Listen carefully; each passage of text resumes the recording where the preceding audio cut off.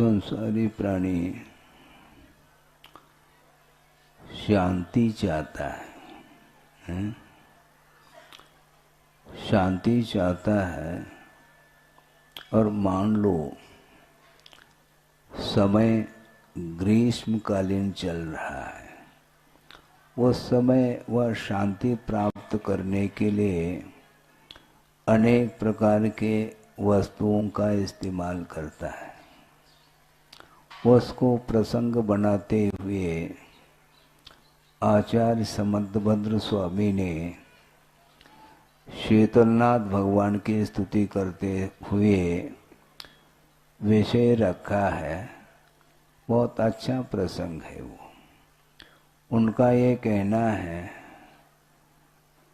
न शीतलाश चंदन चंद्र रश्मयो नगांग मम्भो न च हारयष्टयः यथा मुनेस्ते अनग वाक्य रश्मयः शमामुगर्भा शिशिराम विपश्यताम। ऐसा कहा। विद्वानों के लिए शीतलता प्रदान करने वाले कौन सी वस्तु हैं?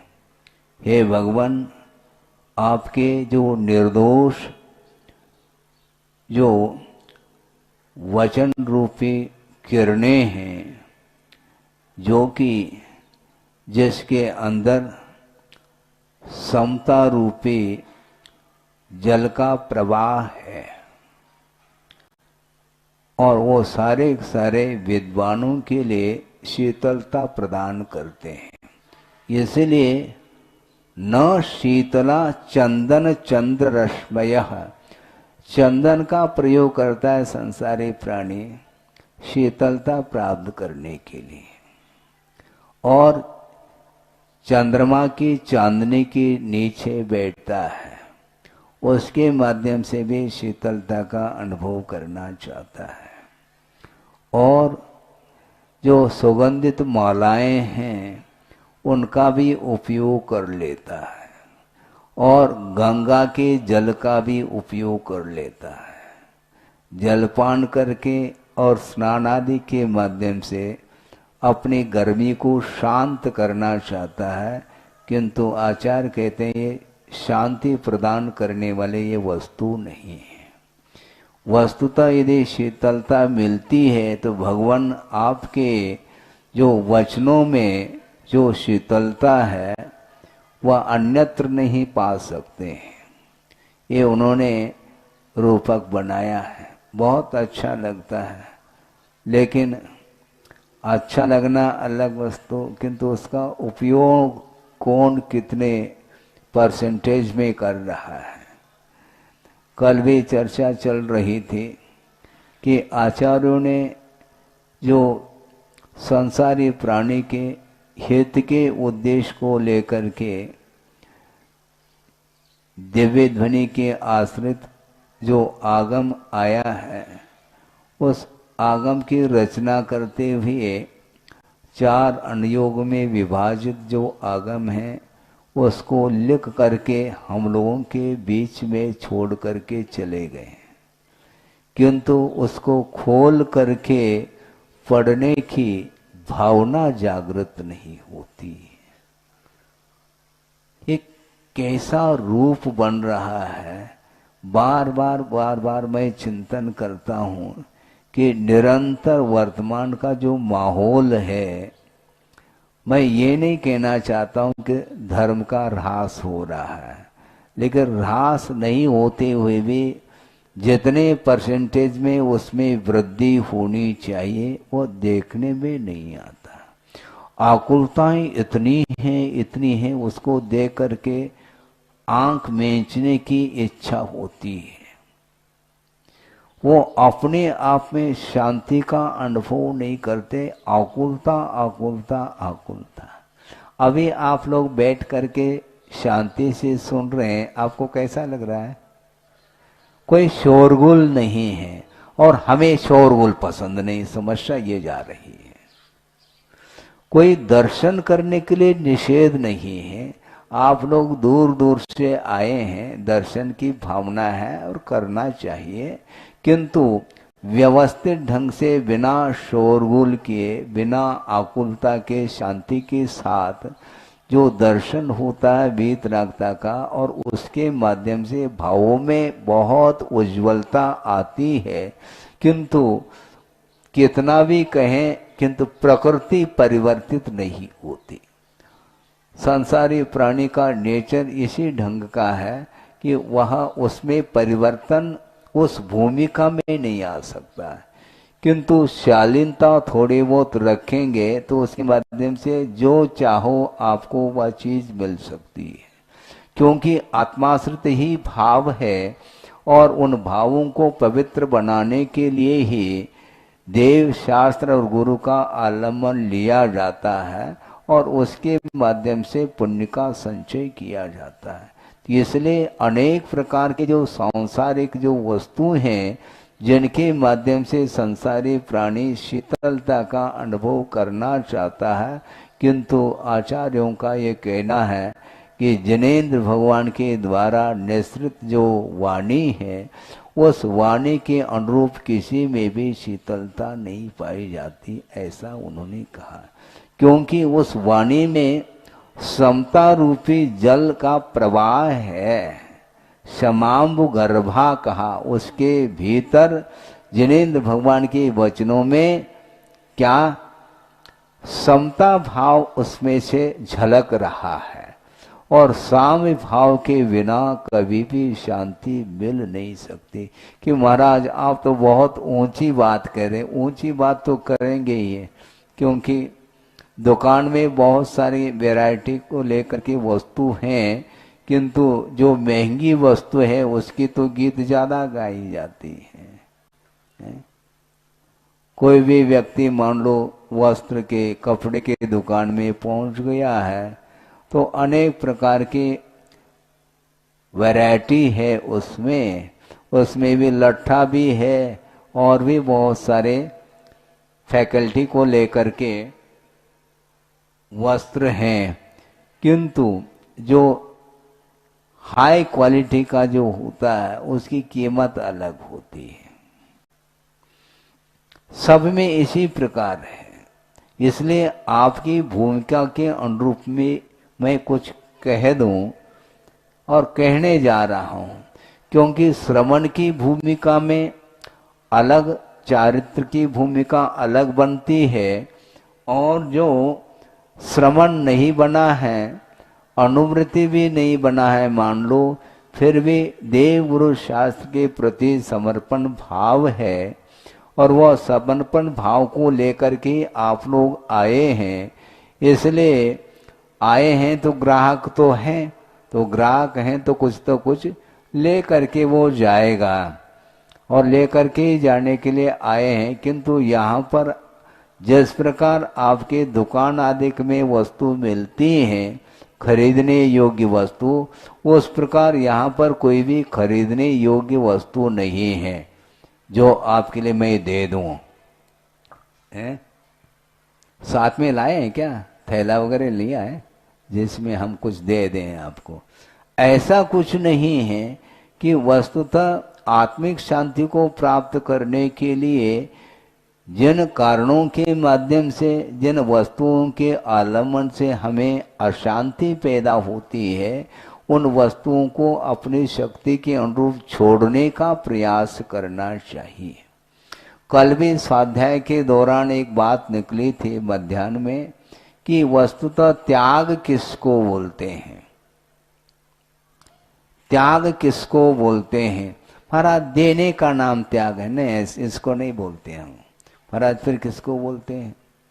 देने का नाम त्याग नहीं है क्या? विवक्षा है हमारी। क्योंकि एक ग्राहक आया है दुकान में और वह 100 रुपए का नोट दे रहा है, वो त्याग कर रहा है क्या? उसके बदले कुछ लेना चाह रहा है। खरीदने की बात है। जहां पर खरीदने की बात है वहां पर त्याग की बात है ही नहीं। इसलिए देने का नाम त्याग नहीं, किंतु त्याग उसको बोलते हैं जिसमें जोड़ने की बात नहीं आती है। क्या? जिसमें जोड़ने की बात नहीं आती उसी का नाम उत्तम त्याग माना गया है। श्रवण ने जो छोड़ा है वह ग्रहण करने के लिए नहीं छोड़ा, जोड़ने का भाव ही नहीं उनका। जो कुछ भी था और अज्ञान दशा के कारण उसके साथ संबंध स्थापित किया था, और ज्ञान होने के कारण, वैराग भाव जागृत होने के कारण उन सारे सारे पदार्थों को, परिग्रहों को छोड़ दिया है। इसको उत्तम त्याग बोलते हैं।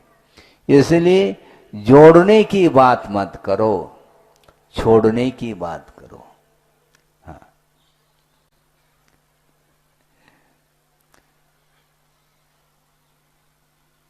जैसे बैंक में आपने पैसा रख दिया है, 1 करोड़ मान लो डिपॉजिट है, और मान लो उसको फिक्स कर दिया तो फिर ब्याज बहुत ज्यादा मिलेगा। इसका अर्थ है आपने त्याग नहीं किया, ब्याज सहित लेने का भाव है, जोड़ने का भाव है, वह त्याग नहीं माना जाता। त्याग का अर्थ ये होता है जिसको छोड़ दिया है उसके प्रति कोई भी इच्छा नहीं रहती, उसका नाम उत्तम त्याग बोला है। हाँ, सोचो विचार करो। इसलिए गुरुदेव का ये कहना है, उन्होंने एक हाइकू दिया है, आपके सामने रख रहा हूं। जुड़ो न जोड़ो, किसी से जुड़ो नहीं। हम जुड़ना नहीं चाहते हैं आपसे, ये ध्यान रखो। आप भले ही हमारे साथ जुड़ना चाहो हमें, तो ये बात अलग है, आपकी इच्छा है, किंतु मैं आपको नहीं जोड़ूंगा। हाँ, क्योंकि गृहस्थ को गुरु की उपासना करने से उसके लिए पुण्य का संचय होता है, बल्कि उसका संसार का विनाश हो जाता है। इसलिए वह देवगुरु शास्त्र का आलंबन लेता है। किंतु जो श्रवण बना है वह किसका आलंबन लेगा? गृहस्थ का आलंबन नहीं लेता, क्योंकि उसके द्वारा उसे कोई भी किसी वस्तु को प्राप्त नहीं करना है। और प्राप्त करना चाहेंगे, जो हम प्राप्त करना चाहते हैं वह आपके पास है नहीं, तो आप देंगे क्या हमें, ये बता दो। इसलिए जुड़ो न जोड़ो, और जोड़ा छोड़ो। अज्ञान दशा में जोड़ा है तो उसको पहला छोड़ो, फिर जोड़ो तो बेजोड़ जोड़ो। जोड़ना ही है, मान लो जोड़ने की आदत है तो बेजोड़ जोड़ो। बेजोड़ हमारे लिए कौन है? पंच परमेष्टि ही हमारे लिए बेजोड़ है, और उसके साथ श्रमण लोग संबंध स्थापित करते हैं और प्रतिपल पंच परमेष्टि की आराधना में लगे रहते हैं। और आप लोगों के लिए भी प्रेरित करते हैं कि यह मनुष्य जीवन मिला है, इसलिए प्रतिपल आप लोगों को पंच परमेष्टि की आराधना करनी चाहिए। महाराज, ये बात हमें समझ में नहीं आई, आती भी नहीं आपको, क्योंकि महाराज हम प्रतिपल यदि मान लो भगवान की आराधना में लग जाएंगे तो दुकान कौन करेगा? फिर समस्या ये खड़ी हो गई ना। इसीलिए आपको जितना समय है उतना करो, किंतु बहुत अल्प समय निकालते हैं आप भगवान के लिए। बल्कि वस्तुतः देखा जाए, अन्यथा न ले, किंतु ये देखने में आ रहा है, इसलिए मैं कह रहा हूं कि भगवान से आप लोग बंधते नहीं, भगवान को बांधने का प्रयास करते हैं। क्या मतलब हुआ महाराज? मतलब ये है कि भगवान स्थापित है जिन बिंब, और अभिषेक करना है तो भगवान को बांधते हैं। मतलब आपको समय नहीं, जब हमें समय मिल जाए जा करके हम अभिषेक कर लेंगे। गलत बात, ऐसा नहीं होना चाहिए। उसकी व्यवस्था बना लेनी चाहिए, एक टाइमिंग सेट कर लेना चाहिए कि उसी समय पर सामूहिक रूप से अभिषेक आदि क्रियाएं होनी चाहिए। महाराज, हमें समय नहीं मिलता, हाँ, उस समय हम जा नहीं पाते हैं, अच्छी बात है। कैसे नहीं जा पाते हैं, हम अब बताते हैं आपको। आपको प्लेटफॉर्म पर जाना है ना? ट्रेन आने का समय कौन सा है? 9:10 पर, और आप पहुंच जाते हैं 10-15 मिनट बिफोर। वहां पर कैसे पहुंचते हैं आप? हैं? ट्रेन आपसे बंध नहीं सकती, ध्यान रखो। आपको बंधना है उससे, तो पहले जाकर के 15 मिनट उदारता के साथ वह खर्च करता है।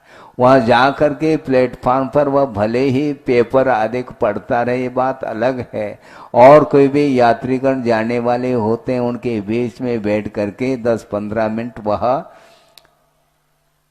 बड़े मित्रता के साथ वह चर्चा आदि करने के लिए बैठ जाता है। ऐसा क्यों होता? क्योंकि हमें पहुंचना है समय पर, और आपके समय के हिसाब से गाड़ी छूटेगी नहीं। आप यदि 1 मिनट भी यदि लेट हो जाएंगे तो गाड़ी छूट जाएगी। यदि नहीं छोड़ेगी, गाड़ी नहीं छूटेगी समय पर, तो निश्चित रूप से एक्सीडेंट संभावित है। क्योंकि उधर से भी एक गाड़ी आने वाली है, वह भी आने का समय फिक्स है, तो यहाँ से जाने का समय भी फिक्स है।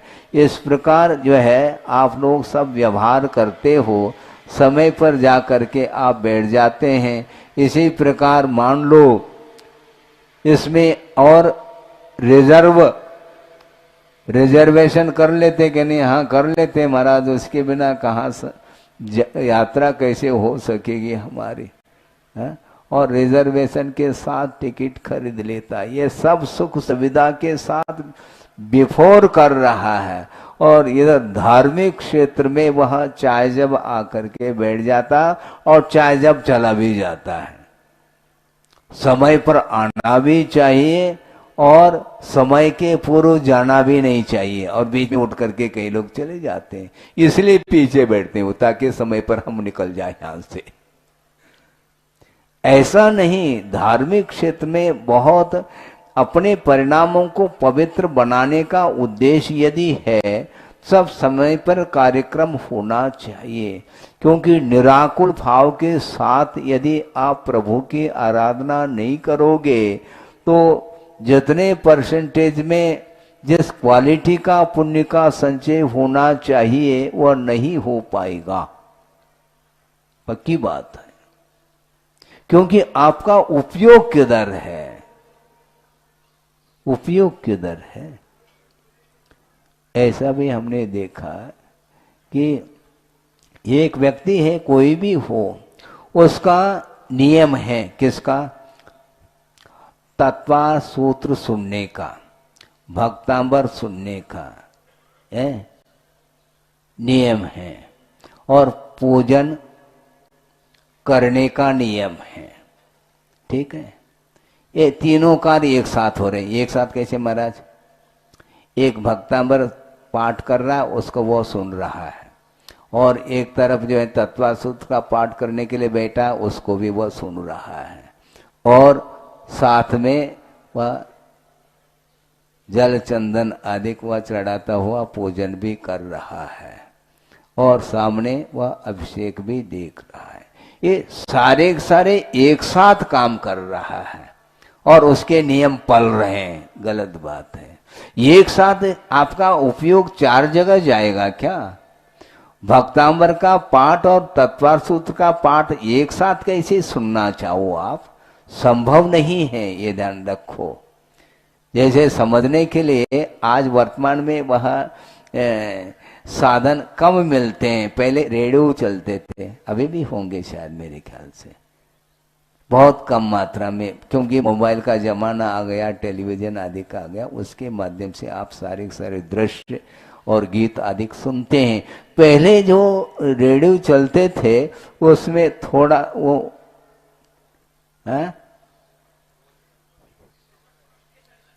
स्टेशन, हाँ, थोड़ा बहुत यदि इधर का उधर हो तो बीबीसी लंदन और इधर और विविध भारती, ये वो एक साथ थोड़ा थोड़ा सा सुनने में आता था, वो थोड़ा बहुत यूं कर दें तो वह समाप्त हो जाता। मतलब एक्यूरेट चाहिए सुनना चाहो, एक साथ दो दो वार्ताएं आप सुन नहीं सकते हैं।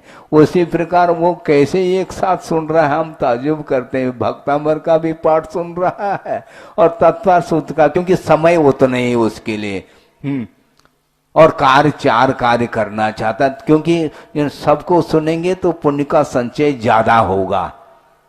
है ये क्या है, इसको बोलते हैं, इसमें भी लोभ है, क्योंकि पुण्य का संचय ज्यादा होना चाहिए और कम समय में, इसलिए ये रूप उन्होंने दे दिया।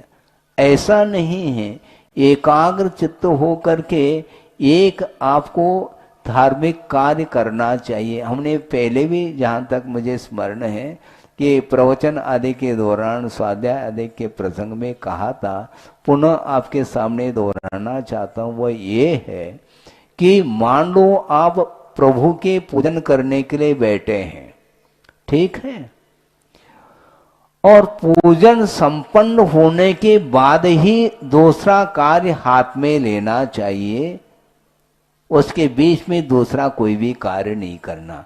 मान लो आप पूजन करने के लिए बैठे हैं, उस समय यदि मान लो कोई महाराज भी भगवान की वंदना करने के निमित्त को लेकर के आए हैं, उस समय भी आप अपने भगवान के पूजन को छोड़ करके उनके लिए भी अर्घ चढ़ा दे महाराज, उनको भी नमोस्तु बोल दे, नहीं, कोई आवश्यकता नहीं महाराज, फिर अविनय हो जाएगा, फिर भगवान का अविनय हो जाएगा यदि करोगे तो। इसीलिए ये सारे जो कार्य हैं, धार्मिक कार्य, इसको एकाग्र चित्त हो करके उसको विसर्जन करने तक वह और कोई भी कार्य और कोई भी विकल्प मन में लाना नहीं चाहिए, ये हमारा कहना है। हाँ, तो महाराज अविनय हो जाएगा, अविनय किसको बोलते हैं? अविनय का भाव हो तो बात अलग है। आप फ्री बैठे हैं और महाराज आए हैं, तो उस समय यदि मान लो आप दर्शन आदि नहीं करते हैं तो वह अविनय माना जाता है, किंतु वहां पर अविनय है ही नहीं। अविनय का भाव हो तब की बात है। जैसे मान लो मुनि महाराज हैं, उनको आपने पड़ गया, ठीक है, ले जा रहे हैं, तो महाराज आगे होते हैं कि आप आगे?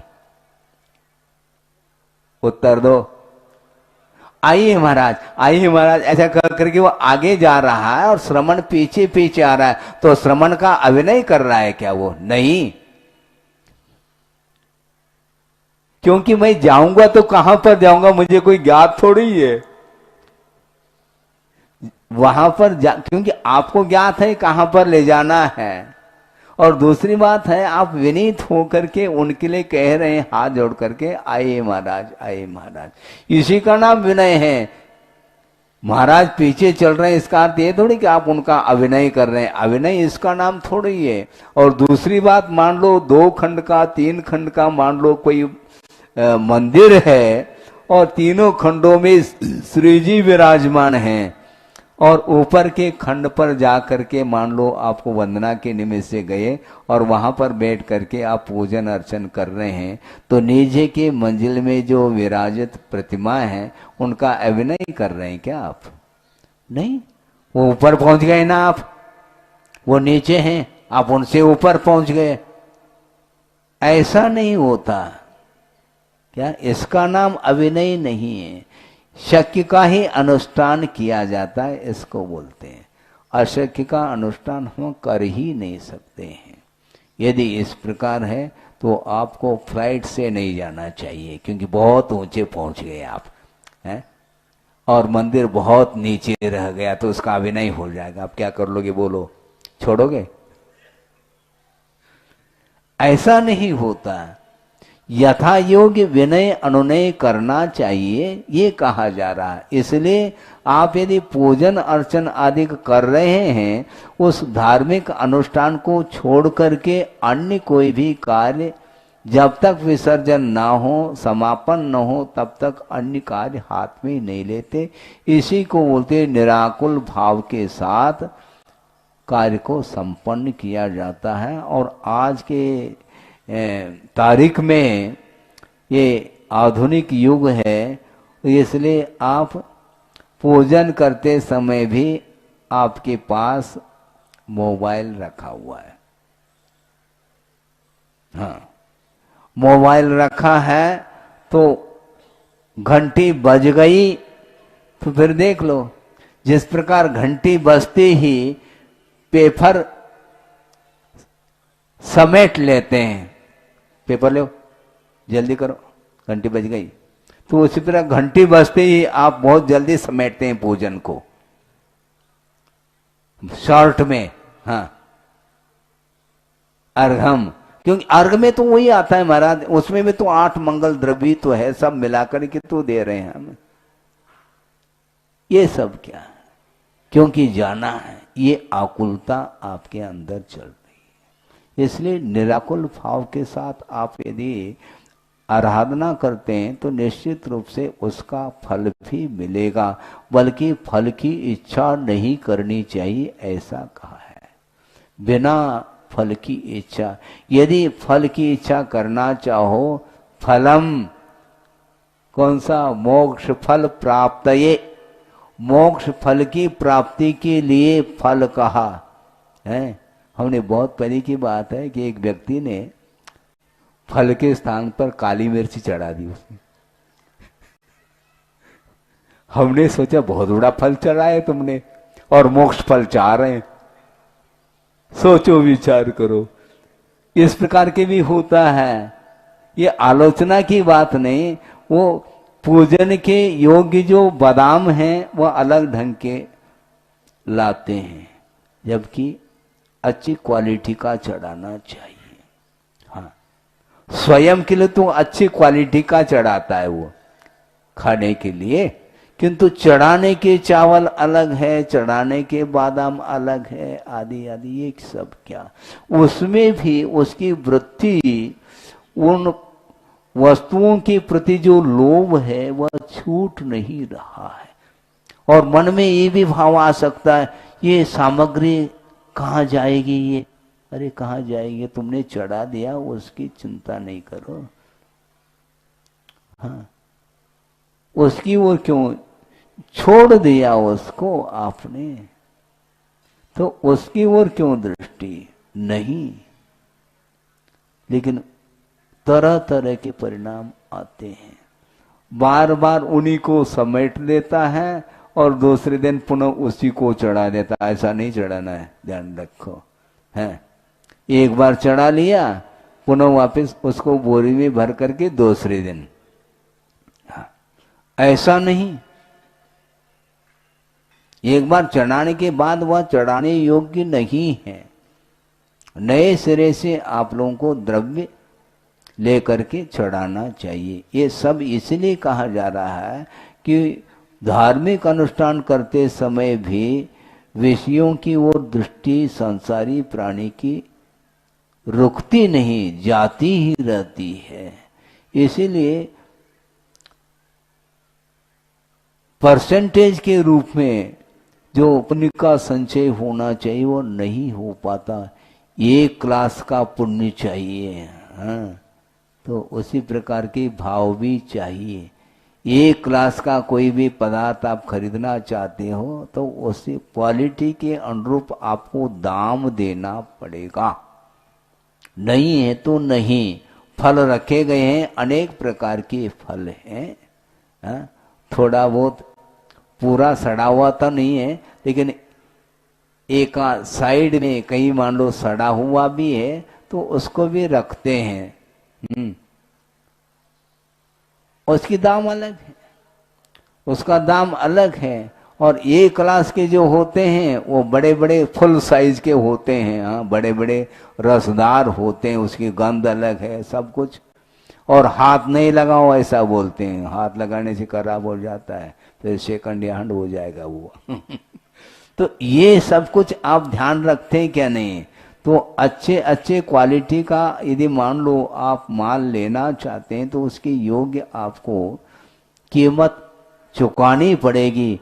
उसी प्रकार अच्छी क्वालिटी का पुण्य संचित करना चाहो तो बिल्कुल कोई भी इच्छा, सांसारिक कोई भी इच्छा रखे बिना निरपेक्ष भाव के साथ यदि करते हैं तो उसका फल आप नहीं भी चाहो तो मिलेगा। बल्कि यहाँ तक आगमकार ये कहना चाह रहे हैं कि जो ही मान लो संयम को अंगीकार कर लेता है कोई व्यक्ति, उस समय उसी समय से नहीं चाहते हुए अच्छी क्वालिटी का पुण्य का संचय निरंतर होता रहेगा। हाँ, किंतु क्यों हो रहा है? संयम के कारण हो रहा है। संयम रखो। जो संयम अंगीकार करता है उसके अंदर कोई भी आकुलता नहीं होती है। हाँ, इसलिए आप लोगों को चाहिए, समय आपका हो गया है और दूर दूर से लोग आए हैं और वो भी धर्म को ग्रहण करने के लिए और समाज में भी योगदान दे करके वो कुछ जो आगे बढ़ना चाहता है, ऐसे व्यक्तियों के लिए भी वह सहयोग अधिक देते हैं। तो यहाँ पर कमेटी के लोग भी आए हैं, बताते हैं, ललितपुर के भी आए हैं, अन्य जगह के आए हैं और उन्होंने गुरुदेव के आशीर्वाद से ललितपुर में, कहाँ पर, वो गौशाला में प्रतिभा स्थली का निर्माण करने जा रहे हैं। हाँ, और गुरुदेव का मंगलमय आशीर्वाद उन्हें कई बार प्राप्त हुआ है, इसलिए अलग से हमारा कोई आशीर्वाद मैं समझता हूं कि कोई आवश्यकता नहीं पड़ेगी। हाँ, क्योंकि हाथी के पैर के नीचे सब समाहित हो जाते हैं। हाँ, ये हमने ये उक्ति आप ही लोगों के द्वारा सुनी थी। हाँ, हाथी का पैर है, उसके नीचे बहुत सारे जीव आकर के अपनी रक्षा के लिए आ जाते हैं। तो जब उनका, गुरुदेव का आशीर्वाद सबके लिए है तो अलग से मैं क्या आशीर्वाद दूं? उनकी भावना और उनके आशीर्वाद को सफल बनाना चाहो तो आप लोगों को तन मन धन से पूरा सर्वस्व न्यौछावर करते हुए उनके प्रकल्पों को शीघ्रातिशीघ्र पूर्ण रूप देना चाहिए। हाँ, चाहे वह स्वर्णोदय हो चाहे और कोई भी उदय हो। हाँ, भाग्योदय हो, स्वर्णोदय हो, सर्वोदय हो, कोई भी उदय हो, उन सभी प्रकल्पों को आप लोगों के द्वारा ही, उसमें आप लोगों के सहयोग के बिना, बल्कि सहयोग क्या आप लोगों को ही करना है। हाँ, पहले भी, कल परसों भी हमने कहा था, यहाँ के लोगों के लिए, कार्यकर्ताओं के लिए स्वर्णोदय जल्दी से जल्दी बनाओ। महाराज आप आशीर्वाद दे दो, अपन वापिस आशीर्वाद की बात आती है। गुरुदेव ने आशीर्वाद दिया है, मैं तो केवल दर्शन करने के लिए आऊंगा, दर्शक बन करके आऊंगा, निर्माण आपको करना है। हाँ, निर्माण आपको करना है, दर्शन हम करेंगे फ्री में। बिल्कुल बिल्कुल, इसमें क्या दिक्कत है? हाँ हाँ, हमसे कुछ मांगना चाहो तो आशीर्वाद दे सकता हूं, इससे ज्यादा कुछ नहीं दे सकता। हाँ, इसलिए ललितपुर वाले हैं और भी जगह जगह से लोग आए हैं और गुरुदेव के भावना को पूर्ण करने के लिए तत्पर हैं। निरंतर उनकी भावना पूर्ण हो और जल्दी से जल्दी, इसलिए कह रहा हूँ, हजारों की संख्या में छात्राएं जहाँ पर अध्ययनरत रहेगी, उनके लिए पूरा का पूरा योगदान आप ही लोगों के द्वारा होना है। जबलपुर में भी है, मेन जो है जबलपुर है, और अन्यत्र 3-4 जगह जो है, एक चंद्रगिरी डोंगरगढ़ है और रामटेक है, इंदौर रेवती रेंज में है, बहुत बड़ा रेंज है आचार्य महाराज का। हाँ, कम नहीं है। ये ललितपुर है, सब जगह ये 4-5 जो है ये ब्रांच खुले हुए हैं, वहाँ पर विद्या अध्ययन कर रही हैं वो बालिकाएं, और उनके लिए विद्या अध्ययन करा रही हैं बहनें। इसलिए उनके लिए जो भी आवश्यक हो, आवश्यक तो पड़ेगा ही, उसकी पूर्ति आप ही लोगों के द्वारा होगी। इसलिए बिल्कुल निश्चिंत होकर के, जिस प्रकार आप अपने दुकान मकान को संभाले हुए हैं और पूरा का पूरा समय दे करके उसको आप विकास के लिए तत्पर रहते हो, उसी प्रकार धार्मिक क्षेत्र में भी आप लोगों को आगे आना है और उसके माध्यम से प्रभावना करने के लिए ये योगदान मैं मानता हूँ। क्योंकि केवल श्रवण के माध्यम से ही प्रभावना नहीं होती है, श्रावक का भी पूरा का पूरा योगदान रहता है। 50-50 जिसको बोलते हैं, हम भी 50% हम कर रहे हैं, 50% आप करो, क्या दिक्कत है इसमें? बिल्कुल कोई दिक्कत नहीं। इस प्रकार आप लोगों के लिए हमने एक धार्मिक जो विषय जो है वह रखा है कि जिस प्रकार ये चंदन है, चंद्रमा की चांदनी है, और जो गंगा का जल है, भले वह शीतल महसूस करने में वह कारण सिद्ध होता है, किंतु उससे भी यदि कोई शीतल प्रदान करने वाला कोई पदार्थ है तो जिनेंद्र भगवान के द्वारा कहा हुआ जो आगम है, उनकी जो वाणी है, उसको आत्मसात करते हुए हम अपने जीवन को व्यतीत करते हैं। निश्चित रूप से कर्मों का क्षय होगा और उसके माध्यम से स्वतंत्रता की प्राप्ति होगी। हो इस पवित्र भावना के साथ। अहिंसा परमो धर्म की जय।